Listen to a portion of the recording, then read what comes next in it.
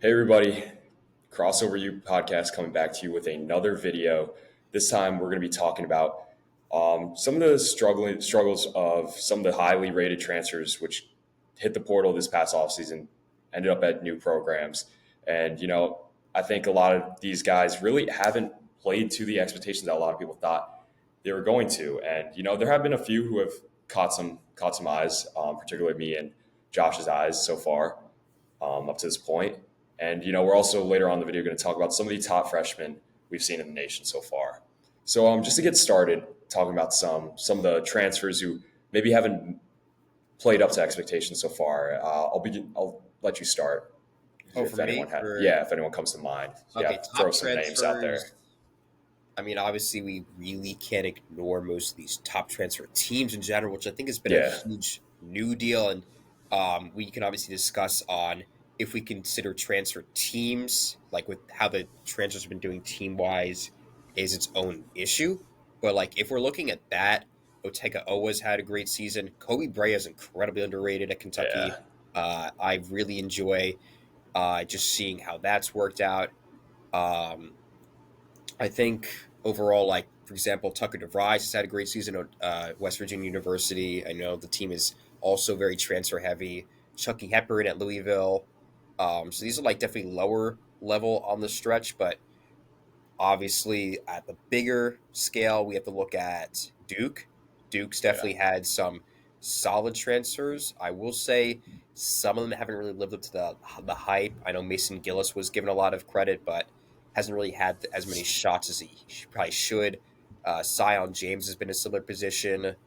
And then even at like places like UNC, Kate Tyson has kind of fallen in right. a weird scenario, which we've discussed in a previous episode. So it's definitely been a very up and down like transition for a lot of these transfers, and there hasn't really been a single transfer that I've thought has had the best season overall in comparison to Yeah, others. yeah, definitely. I mean, if we're being honest, I think just a lot of programs missed on a lot of these guys.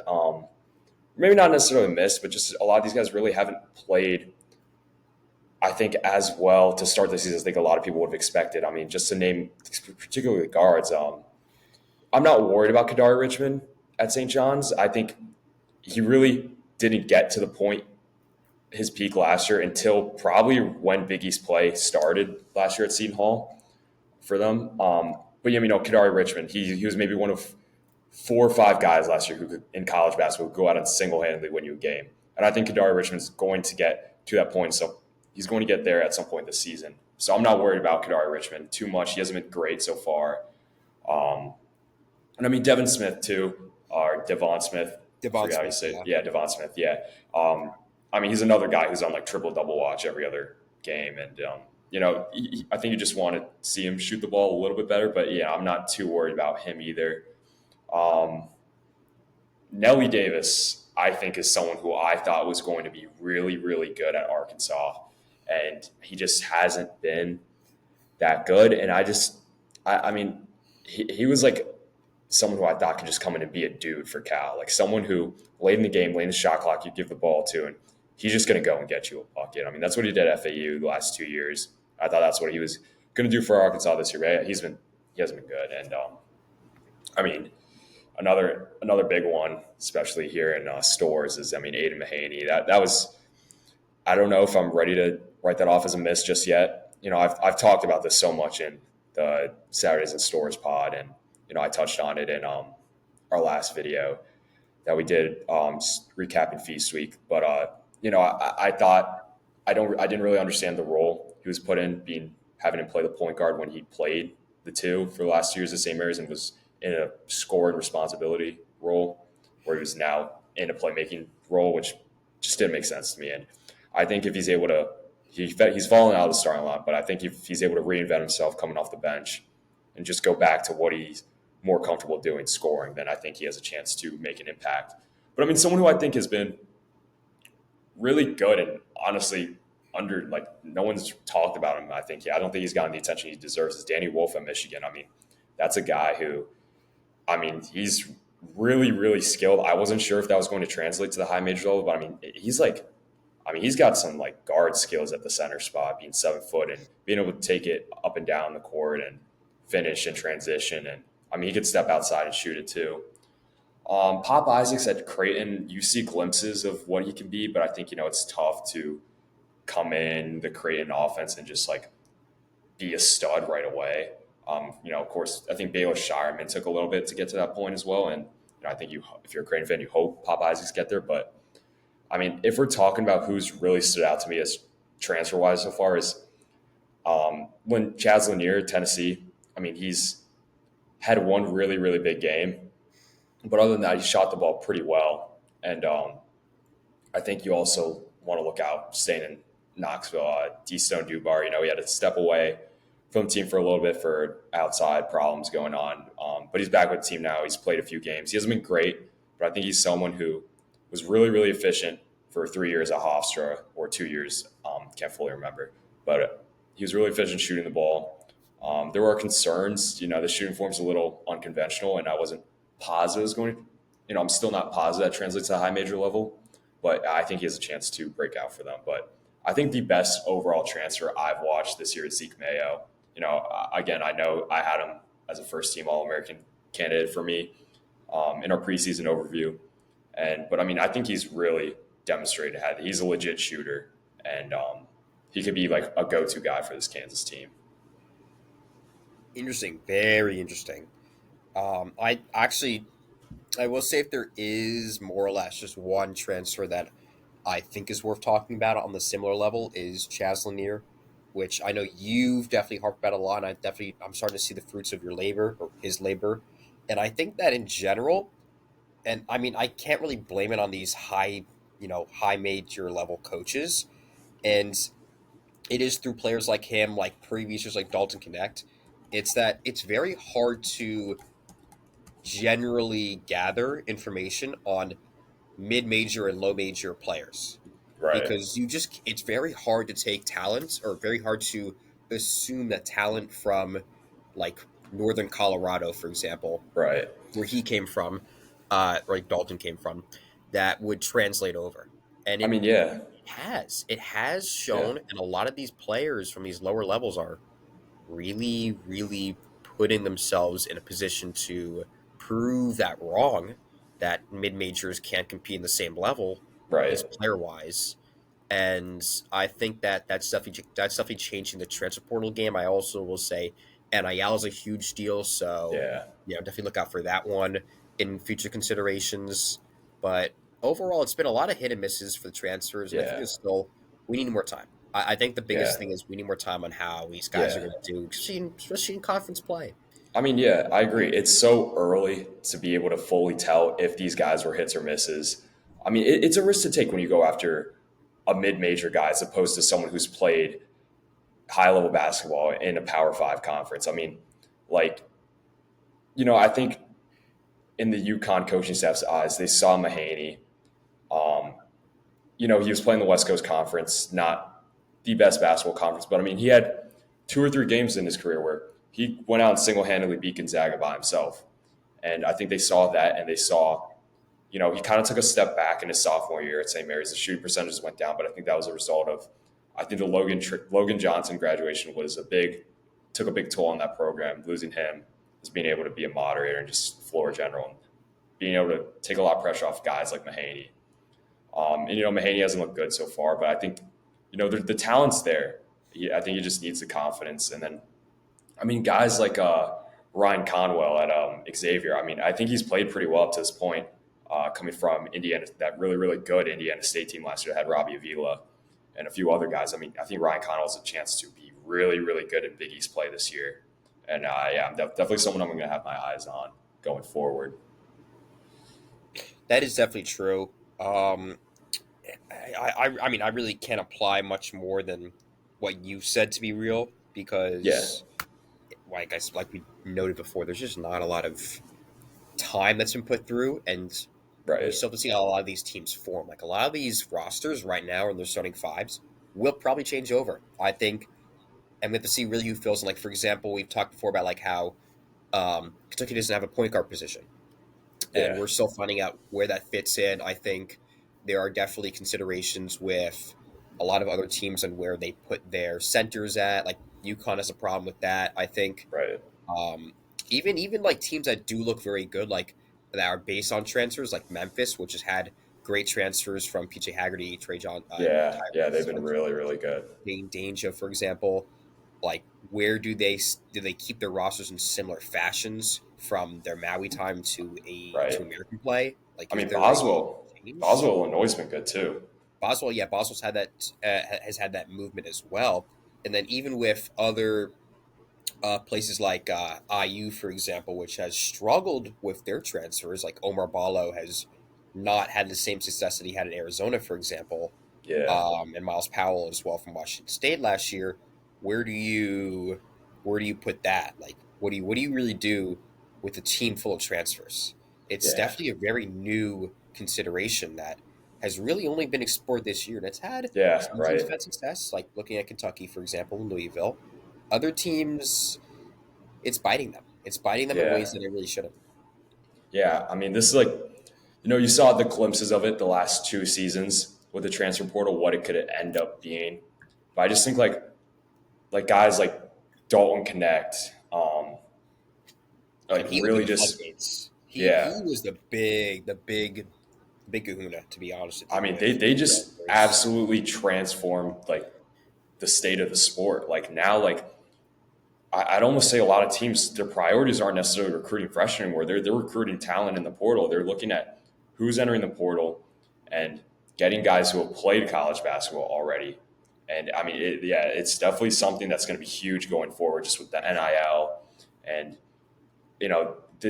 these you know 10 5-10 years back, these players had to sit out a year if they wanted to transfer. Now it's like you can go anywhere you want all 4 years, and it's insane. And I see both sides to it. It's good. It's both good and bad for the sport, but it's definitely something that's really just going to change the game and already True, has. true. And I mean, right now, maybe I am taking this to be an early exaggeration, but I really or over a reaction.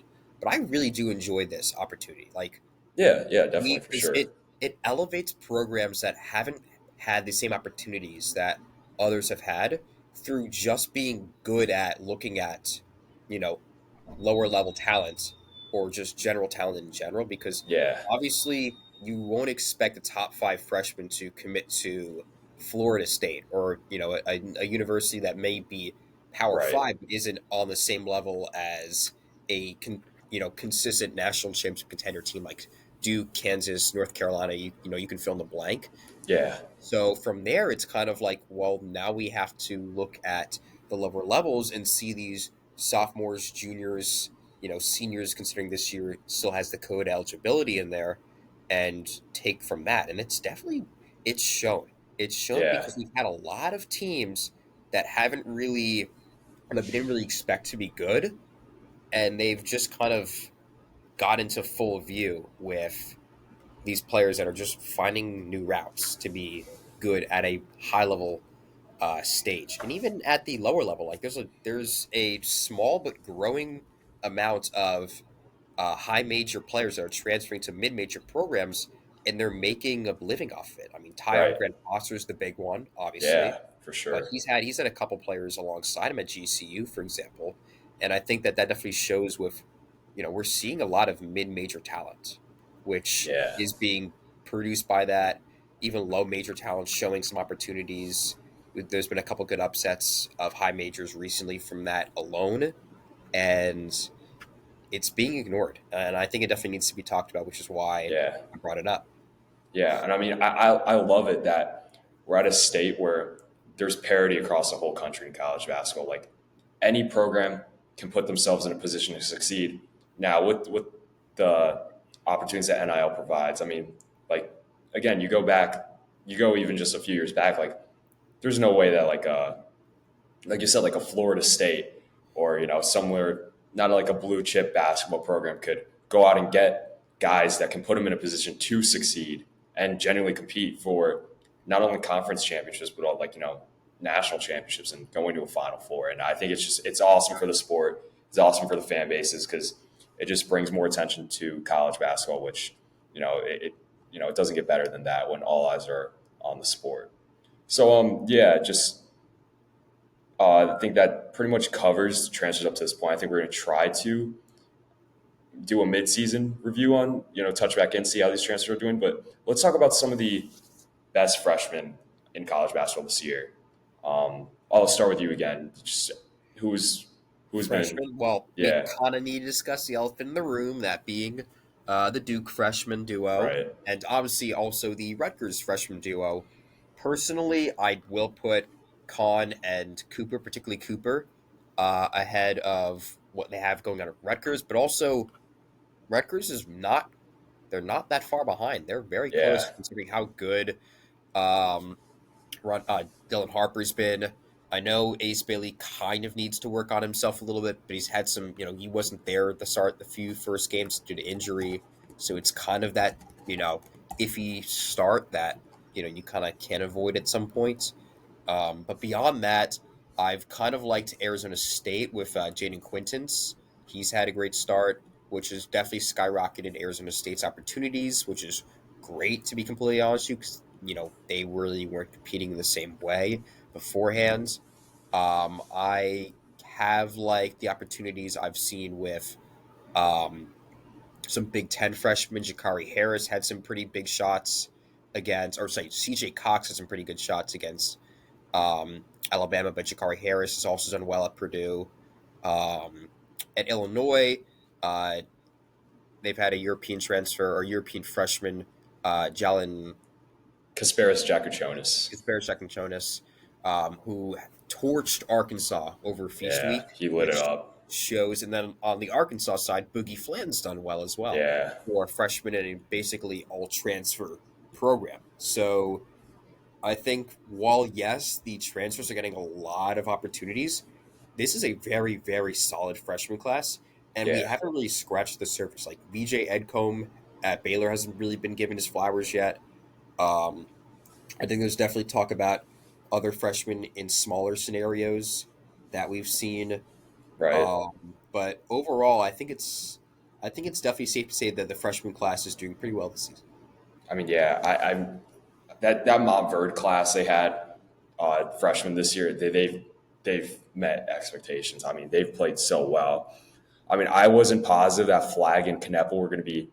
Kneppel didn't play on Montverde, but Flag, like those two, I didn't think they were going to be as good as what they already are this early in the season. And I mean, they're both legit. Um, Flag's legit. I mean, he's probably going to end up being the number one pick. But I mean, yeah, like going back to what you were saying with Rutgers, that duo with Ace Bailey and Dylan Harper. I mean, I think they're giving Flag a run for his money in freshman of the year talks, and also giving themselves a bid to possibly be a number one pick in the draft this year. I mean, Ace Bailey. I mean, it almost looks effortless for him when he's going in transition, and Dylan Harper's legit point guard. I mean, he's going to be, and I think he's already inserted himself into All American watch and Cousy Award watch, and just going back to that Montverde class. I mean, Derek Queen at Maryland's been great. He's been really really good for them, playing down low. He's definitely someone who's definitely going to be in the running for a Big Ten Freshman of the Year, and I mean Robert Wright at Baylor too. I know Edgecombe's the big name freshman they got, but Robert Wright's arguably been better than Oh yeah, Edgecombe up to this he's point. he's Yeah, definitely been a name that's I mean stepped up a lot. yeah, he goes to the rim, no fear. I mean, he's a really fun player to watch, and I mean BYU as a freshman and Egor Demon, he's been lighting it up too. He's been really really good shooting the ball. He's had some No, I really big definitely games. I think he's agree. averaging close to 24 a game right now, and yeah, he's been really really good. And I mean McNeely at UConn, he needs to get better defensively, and he's had some streaky games, but I mean there's been games where he's kind of been the go-to guy scoring wise for UConn when they can't really seem to get anything else going. And I think it's gonna be fun to watch him once we get into Big East play. That is definitely true, and obviously, like looking at a lower level as well, that freshmen that really weren't considered that highly, that are definitely making a name for themselves. Jeremiah Fears, Yeah, at OU, that's the name you if you want to stay focused on SEC ball, you got to stay focused on him at OU. He's definitely definitely. transformed the program in a way that I really didn't think was going to happen, and obviously they're now an AP ranked team. I don't know if they're going to stay that way, but he's been averaging 17 a game on Yeah, pretty decent shooting at a team that really wasn't supposed to be competing for anything legit in the SEC, which is, by the way, at this point, the hardest conference to compete at. right. So if there's anything to point at it, there's going to be more freshmen that will definitely appear, especially more in conference play, that we'll have to be talking about later on because this class is stacked. I mean, Yeah, I mean, we knew we were getting something fun, but this has turned out to be what we were expecting, and then some. yeah. I mean, even just staying in the SEC, Tahad Pettiford at Auburn has been Yes, lights yes. out for them. I mean, that game against Houston, where he pretty much kept Houston in the game at one point in the second half. I mean, he was just making some tough shots, and I mean, in Maui, I mean, for in that game against Iowa State in the first half, when they really couldn't get anything going. I mean, he was a guy who was able to hit some big shots to kind of, I know they went down big, but he was able to kind of help keep them in the game early, and then also like help them, come back and then eventually take that lead. And I mean, that's a guy who has no fear either. I mean, that guy's built for the moment. And I don't think he's going to be in freshman of the year talks, just because of how stacked the roster the team he's on is. But Florida Badunga at Kansas has been really good off the bench Oh for them, yes, I forgot filling about in him. for Hunter Dickinson when Dickinson goes to the bench or gets in foul trouble. I mean, he's what he brings like rim protection wise, and being able to get out and transition, rim run a little bit. I mean, he's been really solid for them. No, I definitely agree with you. And then Derek Queen's also been a nice one as well. I think it's definitely Yeah, also worth bringing him in. I almost forgot about him, to be real with you, because Maryland's been under the covers as of yeah, recent, but he's had an all-time, he's had a great time start for a Maryland team that really, really needs him if they want to stay relevant. yeah, definitely.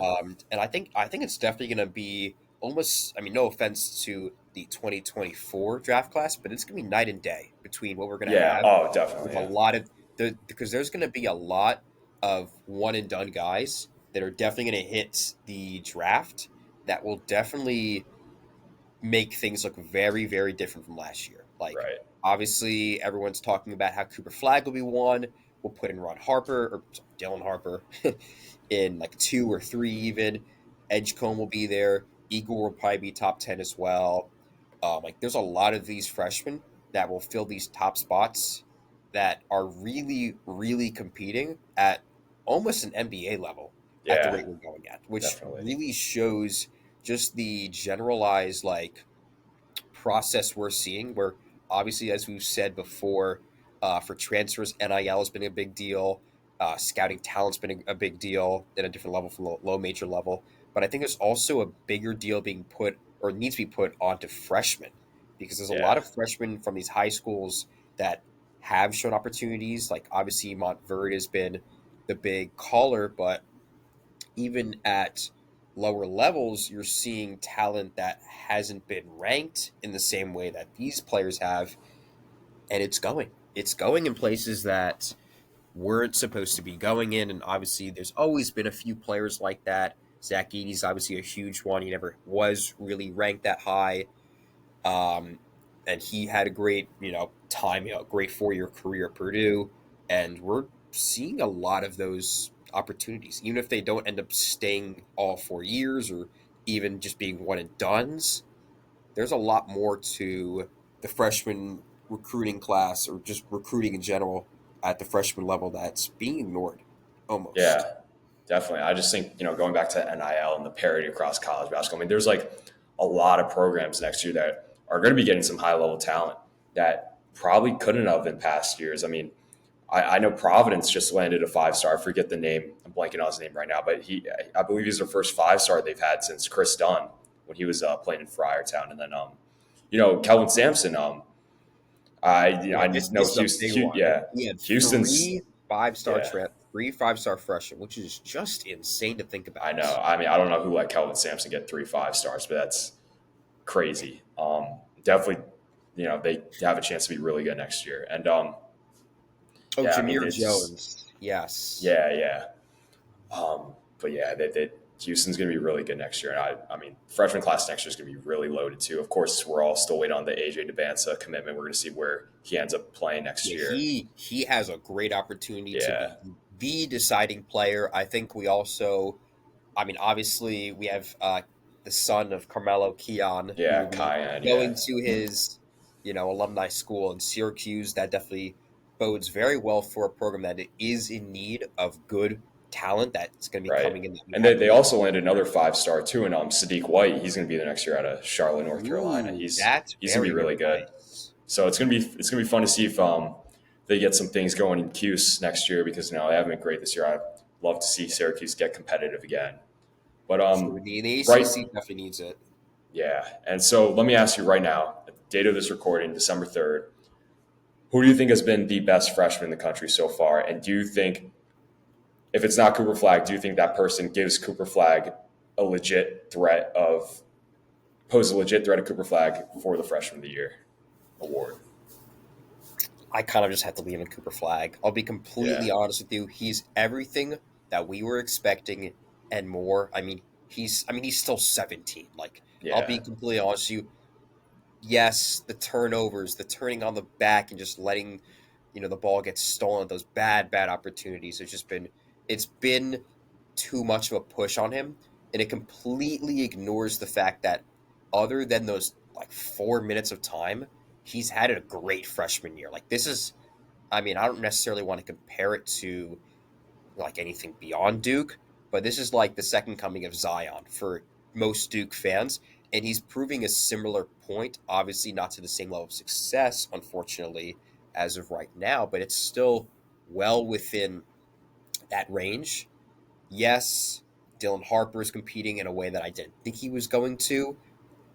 And, once again, there are a lot of these other freshmen that are poking their heads out, but it's just Cooper Flag. It's yeah, hard to compete with a guy like him. He's so tall, lanky. He has the reach. He has the shooting. He really represents almost a new generation of like players. Like he reminds me of almost a shorter version of Chet Holmgren. yeah, In that, and not just not just him being white, but just in the general fact that he can play like a center and shoot like a point guard, but then can fill in so many other roles on an already stacked team. Like, there's a reason yeah, why he is the number one pick and has been the number one pick for consideration for almost a year now, if not even longer. yeah. Yeah, I don't think there's a freshman in the country who will end up. I think Cooper Flag, the Freshman of the Year award is Cooper Flag's to lose. I don't think anyone's going to end up winning that over him. I think up to this point right now, it's really close. I give the edge to Dylan Harper. I think, Really? yeah, I just think I mean, I just think he's really shown up, and he hasn't had. I understand Rutgers isn't under the same type of spotlight you are when you're playing at Duke. But I mean, I don't think Dylan Harper's really had any lapses, and really like he hasn't had any true major freshman moments yet where like you're like, okay, yeah, that's a bad turnover, or yeah, that's a bad play that a freshman would make. But That again, is true. Cooper Flag is 17. I understand he's a freshman. It's unfair to expect him to be flawless. But again, just for me right now, Dylan Harper barely edges out Cooper Flag. I just think Dylan Harper's been so consistent. You saw in the Players Era Festival, he lit it up. Went right to the drop 30 and went right to the wire with Alabama, who going into season, a lot of people thought Alabama was possibly the best team in the country. Right now, it doesn't look as such, but I just think Dylan Harper's been so good, and I mean, just like playing point guard is like a huge responsibility. Like I understand Cooper Flag is a lot on his plate too, being pretty much like the go-to scorer. But I mean, he has like, he's not the guy who's running the offense too. He has Caleb Foster and Tyrese Proctor to help out Zion James when he's on the floor to kind of help him with that. But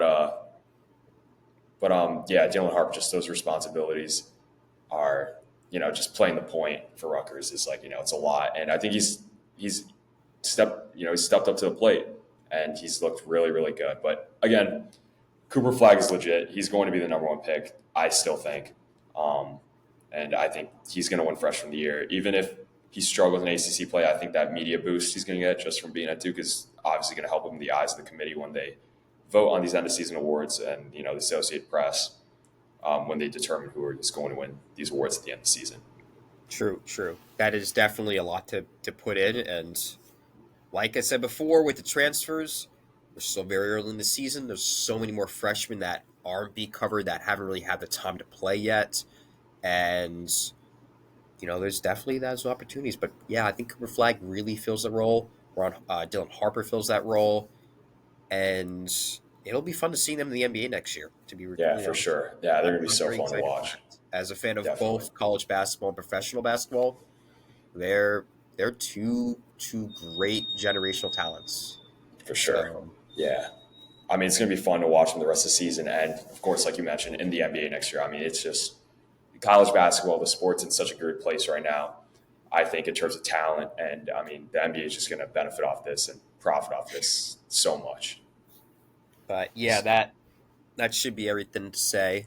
Yeah, I think that pretty much covers everything transfer wise up to this point, and just some of the top freshmen we've seen play in college basketball this year. Again, if you like the content you're seeing on this channel, if you like these videos, tell other people about them. If they're college basketball fans, recommend this channel, rate, review, subscribe. All helps with the algorithm, being able to put up this content out to more people. And yeah, that's going to cover everything for this episode today. And yeah, we'll see you all for the next episode. Peace.